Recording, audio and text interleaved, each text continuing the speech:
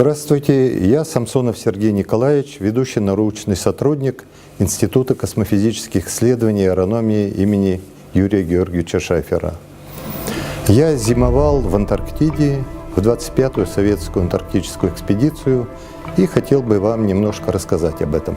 Мне было 29 лет. Все началось с того, что из Арктического и Антарктического научно-исследовательского института, который отвечает за отправку людей в Антарктиду, пришло письмо в наш институт с предложением принять участие в работе экспедиции.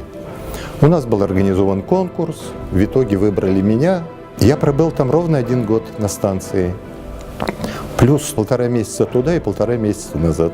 Когда наше судно только подошло к Антарктиде, Антарктида из себя представляет это такой барьер из льда, высотой, наверное, метров 400.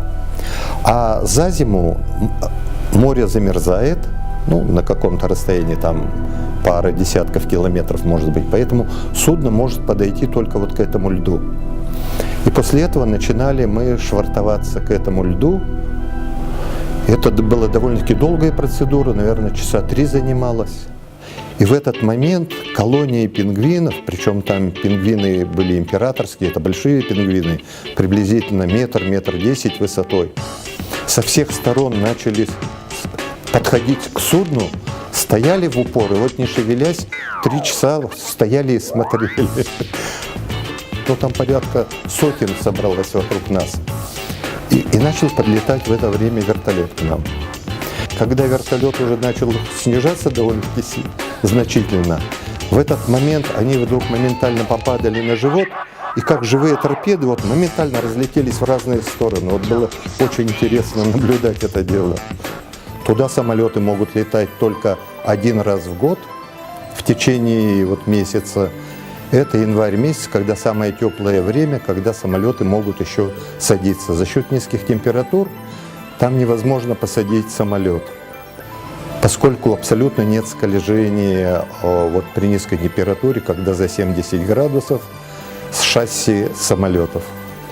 Станция «Восток» расположена на высоте 3,5 километра. Вообще самая низкая температура, которая была там зарегистрирована, минус 89,2 градуса. Конечно, было довольно-таки трудно сразу адаптироваться. Но поскольку я из Якутии, мне все-таки это было гораздо попроще. И поэтому, мне дали первые, 3 дня более-менее отдохнуть. А потом начальник станции сказал: «О, этот якут, его можно включать в работу». В этих сложных условиях, когда нет практически никакой связи с большой Землей, только при помощи радио, если что-то случится, там уже никто не поможет. К сожалению, в нашей экспедиции довольно много было случаев, когда погибали люди. У нас 7 человек погибло. Причем гибли люди, с которыми мы вместе 1,5 месяца шли в Антарктиду. Но это было особенно больно, конечно. А вывозить их не вывозят, поскольку у Минморфлота есть такое распоряжение, что кто погиб в южном полушарии, там их и хоронят. Поэтому около станции Мирный был остров, и на этом острове хоронили всех погибших там людей. Мы там жили не вне отрыва от нашей страны, поэтому все наши праздники, конечно, отмечали тоже. 7 ноября мы готовили транспаранты. Недалеко от станции на постаменте стоял первый тягач, который пришел на станцию «Восток». И мы доходили до него, кричали «Ура!», обходили, этот тягач, который там стоял, и возвращались на станцию, и садились за стол, и дальше было обычное уже отмечание этого праздника. Естественно, у людей происходили какие-то памятные такие события, и поэтому решили, что 1 раз в месяц собирали всех людей, у которых день рождения, и коллективом станции отмечали. Был торжественный стол, были поздравления, как и принято здесь, на Большой Земле, как говорится. Вообще, что из себя станция «Восток» представляет? Это, знаете, такая равнина на высоте 3,5 километра. Нет ни запаха, нет никакого цвета, кроме белого. Поэтому вот как-то начинаешь скучать по всему, скажем, цветному и так далее.